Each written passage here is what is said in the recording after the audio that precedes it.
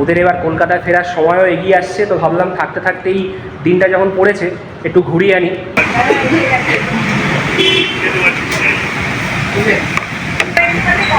পক্কা বলছে যে আমি তো প্রচণ্ড হট, আমি একটু কিছু কোল্ড খাবো। ভালো।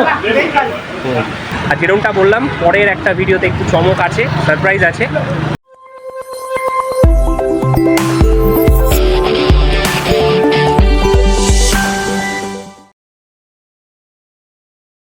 ভেরি গুড মর্নিং সকলকে, অ্যান্ড ওয়েলকাম ব্যাক টু গানে আড্ডায়। আশা করি তোমরা সকলে খুব ভালো আছো। আজকে শিবরাত্রি, তো সবাইকে শিবরাত্রির অনেক শুভেচ্ছা। শিব ঠাকুরের মাথায় সবাই জল টল ঢালবে। বিশাল বড় একটা ফেস্টিভ্যাল আমাদের কাছে। পুনেতেও কিন্তু বেশ বড় রকমভাবে শিবরাত্রি হয়। আমাদের সোসাইটির কাছেই মহাদেব মন্দির আছে, এবং সেখানে তো বিশাল বড় মেলা বসে শিবরাত্রির দিন। রাস্তা পুরো একদম ব্লক করে। আগের বছরই তোমাদেরকে দেখিয়েছিলাম, তো আজকে ভাবলাম সকালে মাদের একটু দেখিয়ে নিয়ে আসি। তো আমি, বাবান আর মা আমরা যাচ্ছি। ওদের এবার কলকাতায় ফেরার সময়ও এগিয়ে আসছে, তো ভাবলাম থাকতে থাকতেই দিনটা যখন পড়েছে একটু ঘুরিয়ে আনি। দেখা যাক এবার কীরকম মেলা হয়েছে, গিয়ে দেখাবো তোমাদেরকে। ভিডিওটা দেখতে থাকো।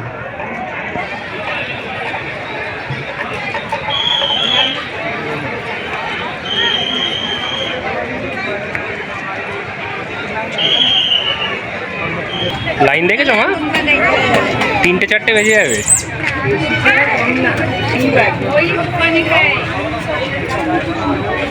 আর মেলা আস্তে আস্তে বসছে, বিকালবেলা আরও বেশি ভিড় হয়, যাওয়ার জায়গা থাকে না। চলো।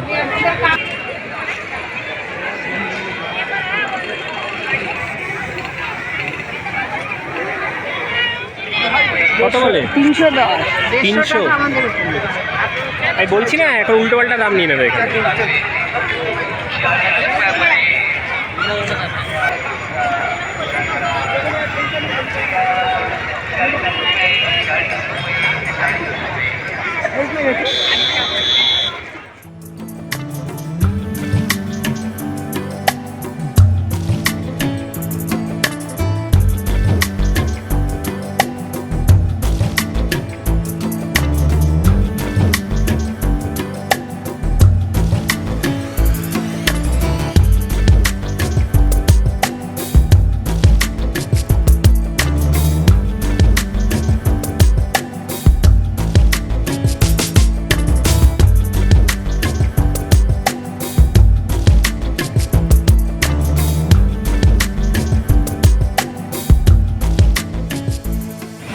বলো কে কিরকম? ভালো।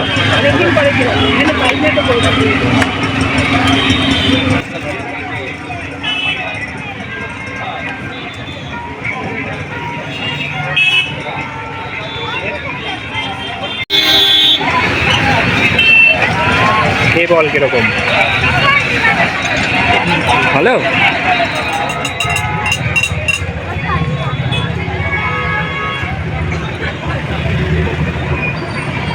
আমার পেছনে তোমরা দেখতে পাচ্ছ কি লম্বা লাইন লেগেছে শিবের মাথায় জল ঢালার।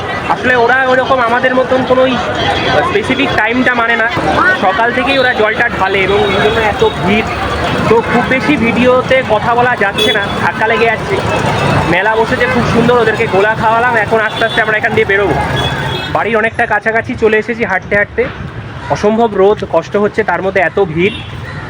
ওদেরকে গোলা খাওয়ালাম, তারপরেই চলে আসলাম।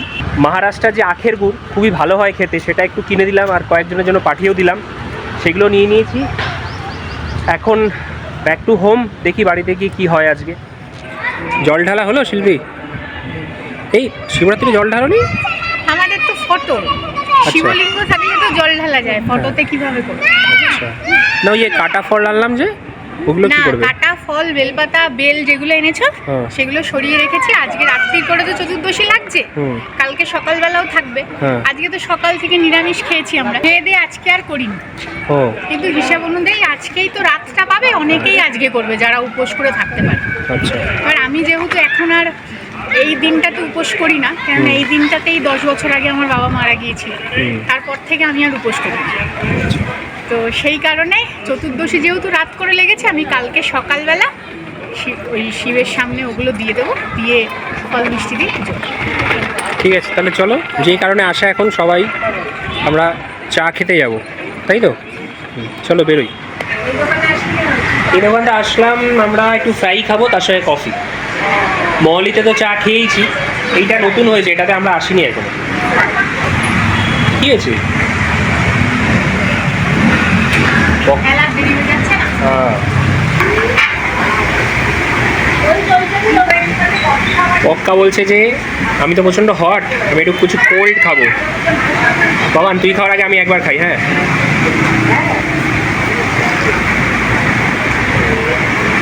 দারুণ খেতে, খা।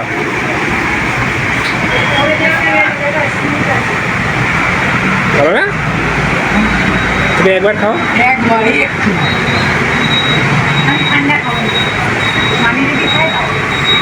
মা তুমি খাবে সোডা? হ্যাঁ,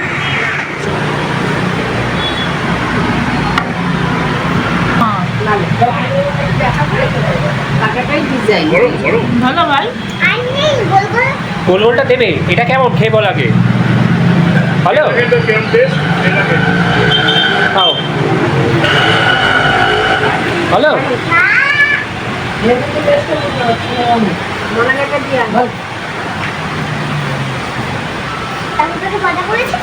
কেমন বল? স্পন্দনীকে দেওয়া নেওয়া করছে, একটু একটু করে কামড়াচ্ছে আর সবাইকে দিচ্ছে। বলে কি আমি তোকে কথা বলেছি তো, তাই এটা খাইয়ে দিলাম। ভালো, কেমন খাচ্ছ কফি? খারাপ না। আর একটু হট হলে ভালো হতো, একটু গরম হলে ভালো হতো। যাতায়াতের পথে আমরা এই ক্যাফেটা কিন্তু অনেকবারই দেখেছি, তাই না? হ্যাঁ, আসা হয়নি। যাক, সম্ভবত এটা আমাদের লাস্ট আউটিং ওরা থাকতে থাকতে।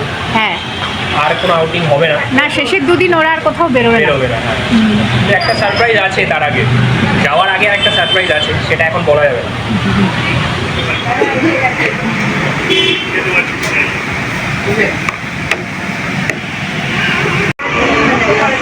কেমন খাচ্ছ পিসটা?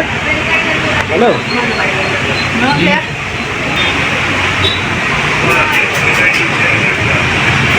ঠিক আছে। সন্ধ্যাবেলার একটা ছোট্ট সুন্দর আউটিং, সবাই মিলে চা স্ন্যাক্স হলো। যাই হোক, এবং শিল্পী যেরকমটা বললো, সম্ভবত আমাদের ওরা কলকাতা যাওয়ার আগে লাস্ট আউটিং, আর কোনো রকম প্ল্যান হয়তো করা যাবে না, তাই একটু ছবি টবিও তুলে নিলাম। খাওয়া দাওয়া হলো, এখন ব্যাক টু হোম। ভিডিওটাও আজকে এখানে শেষ করব। যদি ভালো লাগে একটা লাইক করে দেবে, আর যেরকমটা বললাম পরের একটা ভিডিওতে একটু চমক আছে, সারপ্রাইজ আছে। ভিডিও আমাদের দেখতে থাকো, খুব তাড়াতাড়ি তোমাদের সঙ্গে দেখা হবে নতুন একটা ভিডিও।